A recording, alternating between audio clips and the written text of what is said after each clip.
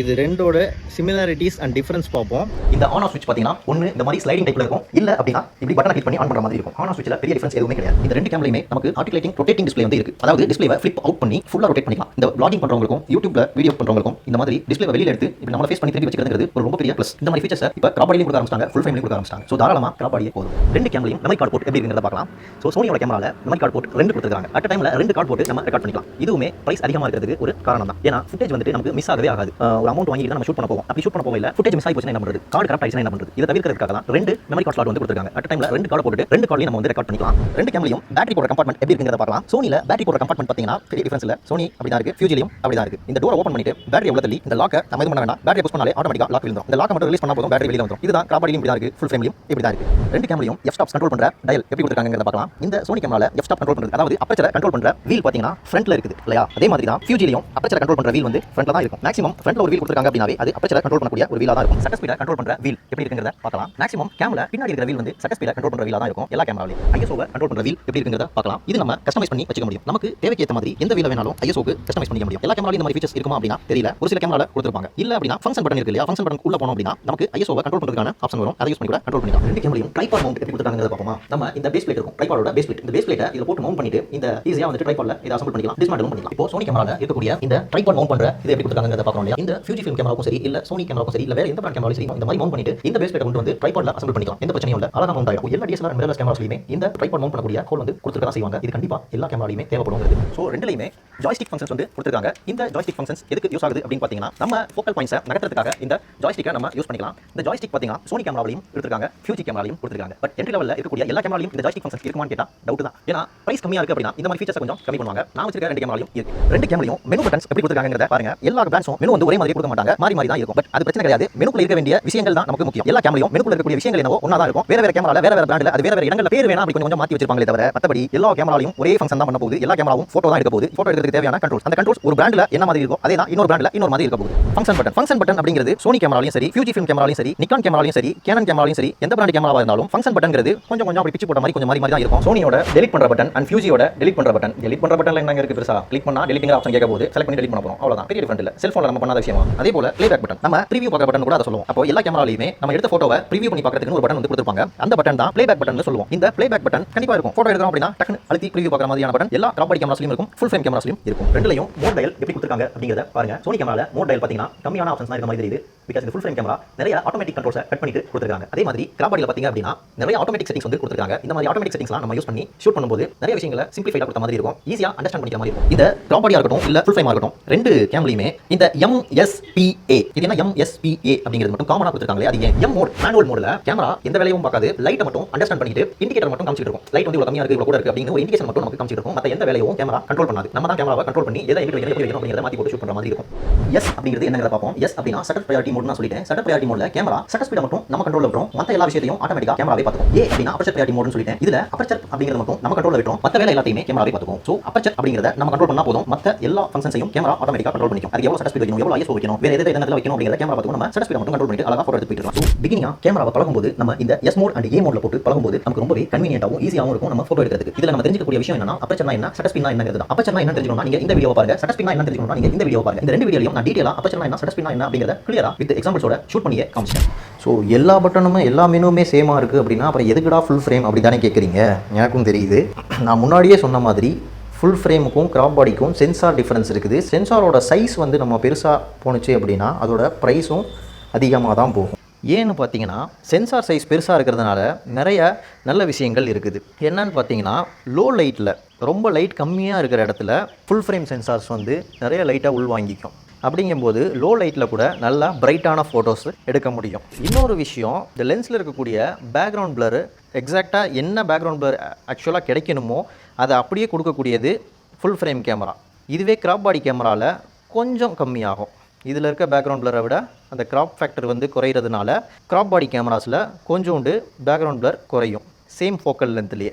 ஏன்னா ஃபுல் ஃப்ரேமில் இவ்வளோ பெரிய ஏரியா வந்து நம்ம கவர் பண்ணும்போது நம்ம சப்ஜெக்ட்டுக்கு மோர் க்ளோஸர் போகலாம், இன்னும் க்ளோஸாக போயிட்டு ஷூட் பண்ண முடியும். அப்படிங்கும்போது பேக்ரவுண்ட் பிளரும் இன்னும் அதிகமாகவே கிடைக்கும். இதுவே கிராப் பாடியில் நம்ம அதே சைஸ் ஃப்ரேமில் நம்ம பேக்ரவுண்ட் பிளர் கொண்டு வரணும் அப்படின்னா நம்ம சப்ஜெக்டை விட்டு கொஞ்சம் பின்னாடி வர மாதிரி இருக்கும். சப்ஜெக்டை விட்டு கொஞ்சம் பின்னாடி வரோம் அப்படின்னா ஈவன் பேக்ரவுண்ட் பிளரும் சேர்ந்து கம்மியாகிட்டு தான் வரும். இந்த காரணத்தினால தான் பேக்ரவுண்ட் பிளரும் குறைஞ்சிக்கிட்டே வருது. ஸோ இது ஒரு மைனஸ் கிராப் பாடிக்கு. ஃபுல் ஃப்ரேமில் ஐஎஸ்ஓ பர்ஃபார்மன்ஸ் கண்டிப்பாக நல்லா தான் இருக்கும். ஏன்னா லோ லைட்டில் நல்ல லைட்டிங் கிடைக்கும்னு சொன்னேன் இல்லையா ஃபுல் ஃப்ரேமில். அப்படிங்கும்போது ஐஎஸ்ஓவை ரொம்ப ஏற்றுறதுக்கு தேவையே இருக்காது. அப்படிங்கும்போது லோ லைட்லேயும் நல்ல ஃபோட்டோஸ் ஃபுல் ஃப்ரேம் கேமராவில் எடுக்க முடியும். அதாவது ரொம்ப அதிக ரேஞ்சுக்கு ஐஎஸ்ஓவை எடுத்துக்கிட்டு போனாலும் நமக்கு பெரிய அளவில் நாய்ஸ் ப்ராப்ளம் வந்து ஃபோட்டோவில் வரப்போகிறதில்ல. சென்சாரோட சென்சிட்டிவிட்டி லெவல் நல்லா இருக்குங்கும்போது இமேஜ் குவாலிட்டியும் டெஃபினட்டாக நல்லா தான் இருக்கும். ஐஎஸ்ஓட குவாலிட்டியை பொறுத்தும் நம்ம ஃபுல் ஃப்ரேம் அண்ட் கிராப் பாடியோட டிஃப்ரென்ஸை வந்து நம்ம சொல்லலாம். ஏன்னா ஐஎஸ்ஓ பர்ஃபார்மன்ஸ் நல்லா இருக்குது அப்படின்னா அந்த கேமராவோட ப்ரைஸ் நிச்சயமாக அதிகமாக தான் இருக்கும்.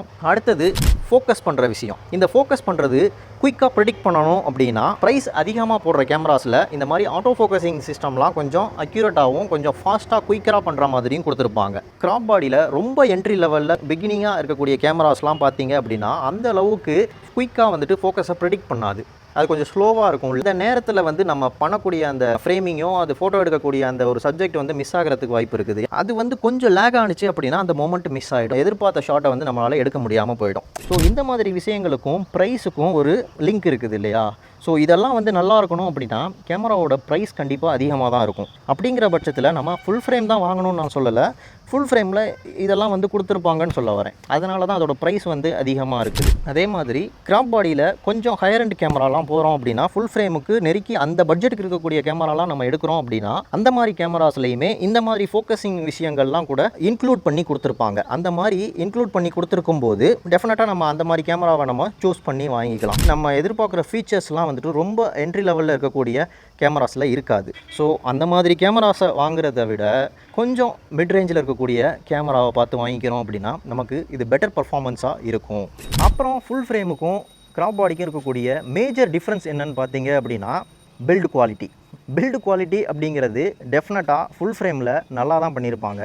என்ன காரணம்னு பார்த்தீங்கன்னா ஃபுல் ஃப்ரேம் கேமராவில் பனி பிரதேசங்கள்லாம் போயிட்டு ஷூட் பண்ணுற மாதிரி இருக்கும், நிறைய மழை நேரத்துலலாம் ஷூட் பண்ணுற மாதிரி இருக்கும். ஸோ அந்த மாதிரி ரகடான கேசஸ்லையும் கூட நம்ம நல்ல ஃபோட்டோஸ் எடுக்கணும். இப்போ வைல்ட் லைஃப் ஃபோட்டோகிராஃப்ஸ்லாம் வந்துட்டு எடுக்கணும் அப்படிங்கிற பட்சத்தில் எங்கே வேணாலும் ஒரு புயல் வரும், ஒரு மழை வரும், டஸ்ட்டு உள்ளே போகக்கூடாது, மிஸ்ட்டு உள்ளே போகக்கூடாது. இந்த பனிலாம் உள்ளே போயிடுச்சு அப்படின்னா சென்சார் வந்து கண்டிப்பாக அஃபெக்ட் ஆகும். ஸோ அதுக்கெல்லாம் வந்து வெதர் சீலிங் வந்து கொடுத்துருப்பாங்க. அப்போது மெட்டல் பாடியிலையும் வெதர் சீலிங் ப்ரூஃப் இருக்குதுங்கிற பட்சத்தில் அப்போ அதை மேனுஃபேக்சர் பண்ணுறக்கூடிய அந்த ஒரு காஸ்ட் வந்து அதிகமாகும் இல்லையா? ஸோ பாடியும் மெட்டலில் இருக்குது அப்படின்னா அது நல்லா ரக்கடாக இருக்கும், வெயிட்டாக இருக்கும், சாலிடாக இருக்கும். இதுவே கிராப் பாடியில் பார்த்தீங்கன்னா பிளாஸ்டிக் பாடி தான் கொடுத்துருப்பாங்க. ஸோ கொஞ்சம் மிட் ரேஞ்சுக்கு போகிறோம் அப்படின்னா அதோட பில்டு குவாலிட்டியை கொஞ்சம் இம்ப்ரூவ் பண்ணி கொடுத்துருப்பாங்க. அப்படிங்கிற பட்சத்தில் அதோட குவாலிட்டி மிட் ரேஞ்ச் கேமராஸில் நல்லாயிருக்கும். ஃபுல் ஃப்ரேம் கேமராவில் டெஃபினட்டாக நல்லா தான் இருக்கும். பட் ஃபுல் ஃப்ரேமுக்கு நம்ம போகிறோம் அப்படின்னா கேமராவை பற்றி தெரிஞ்சிருக்கணும், செட்டிங்ஸை பற்றி தெரிஞ்சிருக்கணும். இதெல்லாம் இல்லாமல் ஃபுல் ஃப்ரேம் சைடு போய் பிரயோஜனமே கிடையாது. அவ்வளோ பொட்டன்ஷியலாக நம்ம யூஸ் பண்ணிக்க மாட்டோம், வேஸ்ட் பண்ணுவோம். நிறைய ஃப்ரேமை வந்து வேஸ்ட் பண்ணுவோம். அந்த மாதிரி நிறையா வேஸ்ட் பண்ணி ஷூட் பண்ணுறதுக்கு ஃபுல் ஃப்ரேம் தேவையே இல்லை. ஏன்னா அது ஒரு விஷயமும் வந்துட்டு நமக்கு காஸ்ட்டு. ஃபுல் ஃப்ரேம் நம்ம அவ்வளோ இன்வெஸ்ட் பண்ணி தான் அந்த ஃபுல் ஃப்ரேம் வாங்குகிறோம். நம்ம ஃபோட்டோஸ் சரியாக எடுக்க தெரியாமல் அதை பற்றின செட்டிங்கை பற்றின நாலேஜ்லாம் இல்லாமல் ஃபுல் ஃப்ரேமில் போய் இன்வெஸ்ட் பண்ணி நிறைய ஃபோட்டோ வந்து நம்ம வேஸ்ட் பண்ணோம் அப்படின்னா அதனால் எந்த பிரயோஜனமுமே கிடையாது. ஒரு கேமராவுக்குமே சட்டர் கவுண்ட்னு ஒரு விஷயம் இருக்குது. ஒரு குறிப்பிட்ட அளவு சட்ரு நம்ம யூஸ் பண்ணிட்டோம் அப்படின்னா அந்த சட்ரு வந்து உடஞ்சி போயிடும். எல்லா கேமராஸ்லையும் சரி, ஃபுல் ஃப்ரேமாக இருக்கட்டும் அல்லது கிராப் பாடியாக இருக்கட்டும், ரெண்டுலேயுமே வந்துட்டு சட்ரு கவுண்ட்டுன்னு ஒன்று இருக்கும். சட்ரு கவுண்ட் வந்து நம்ம அதிகம் வேஸ்ட் பண்ணுறோம் அப்படின்னா ஆட்டோமேட்டிக்காக சட்ரு வந்து உடஞ்சிரும். ஸோ அதை தெரிஞ்சுக்கிட்டு பிகினிங்காக நம்ம கற்றுக்கணுங்கிற பட்சத்தில் நிறைய ஃபோட்டோஸ் வந்து நம்ம வேஸ்ட் பண்ணுவோம். அப்படிங்கும்போது ஃபுல் ஃப்ரேம் கேமரா சைடு போயிட்டு நிறையா இன்வெஸ்ட் பண்ணி கேமரா வாங்கிட்டு நம்ம ப்ராக்டிஸ் பண்ணிகிட்டு இருக்கோம் அப்படின்னா ஒரு படமுமே வந்துட்டு நம்ம நிறையா வேஸ்ட் பண்ணும்போது தேவையில்லாமல் சட்ரு கவுண்ட் அஃபெக்ட் ஆகி ஒரு ஸ்டேஜில் நம்ம நல்லா ஃபோட்டோ எடுக்க ஆரம்பிப்போம். அப்போ தான் சட்ரு உடையும். அப்படிங்கும்போது நம்ம திரும்ப கேமராவுக்கு இன்வெஸ்ட் பண்ணுற மாதிரி ஆகிடும், இல்லை கேமராவுக்கு பெரிய செலவு பண்ணுற மாதிரி ஆகிடும். ஸோ பிகினிங்காக நம்ம கற்றுக்குறோம் அப்படிங்கிற பட்சத்தில் ஃபுல் ஃப்ரேமில் இன்வெஸ்ட் பண்ணாமல் கிராப் பாடியில் இன்வெஸ்ட் பண்ணுறோம் அப்படின்னா அதோட ப்ரைஸும் கம்மி. நம்ம நிறையா ஃபோட்டோ வந்து எடுத்து வேஸ்ட் பண்ணாலும் பரவாயில்ல, கற்றுக்கலாம். பிகினராக இருக்கிறவங்க, இன்டர்மீடியேட்டாக இருக்கிறவங்க ரெண்டு பேர்த்துக்குமே கிராப் பாடி இனஃப். ஸோ ஒரு கேம் வாங்க போகிறோம் அப்படின்னா நம்ம இவ்வளோ விஷயங்களை வந்து நம்ம நோட் பண்ணணும். ஸோ இவ்வளோ விஷயமும் நம்ம அனலைஸ் பண்ணி தான் ஒரு கேமரா வந்து பர்ச்சேஸ் பண்ணுற மாதிரி இருக்கும். அப்படி வேல்யூபிளாக பர்ச்சேஸ் பண்ணுற கேமராவை ப்ராப்பராக கற்றுக்கிறதுக்கு என்னோட பிளேலிஸ்ட்லேயே கம்ப்ளீட் ஃபோட்டோகிராஃபி கோர்ஸ் அப்படிங்கிற ஒரு பிளேலிஸ்ட் இருக்குது. இந்த பிளேலிஸ்ட்டை நீங்கள் யூட்டிலைஸ் பண்ணிக்கோங்க. இதில் கேமரா பிகினிங்லேருந்து என்னென்ன செட்டிங்ஸ்லாம் நம்ம வச்சு எந்த மாதிரியெல்லாம் ஃபோட்டோஸ் எடுக்கலாம் அப்படிங்கிறத எல்லாமே நான் கவர் பண்ணியிருக்கேன். இதில் எபிசோட்ஸ் தொடர்ந்து வந்துக்கிட்டே தான் இருக்க போகுது. அதனால் நீங்கள் இந்த எபிசோட்ஸை யூஸ் பண்ணி ஃபோட்டோகிராஃபியை நல்லா லேர்ன் பண்ணிக்கோங்க. நல்ல ஃபோட்டோஸ் நிறைய எடுங்க. இந்த கம்ப்ளீட் ஃபோட்டோகிராஃபி கோர்ஸை ஃபுல்லாக நீங்கள் பாருங்கள். இதில் கேமரா பற்றின எல்லா விஷயங்களையும் புட்டு வச்சுருக்கேன். எல்லாமே எக்ஸாம்பிள்ஸோட ப்ராக்டிக்கலாக நம்ம தெரிஞ்சுக்கலாம். இதில் இருக்க ஒரு வீடியோவும் உங்களுக்கு யூஸ்ஃபுல்லாக இருக்கும். அதில் ஏதாவது டவுட் இருந்துச்சு அப்படின்னா எனக்கு கீழே கமெண்ட் பண்ணி டவுட் கேளுங்க. அப்புறம் கம்போசிஷன்ஸ், இது ஃபோட்டோகிராஃபியில் ரொம்ப முக்கியம்.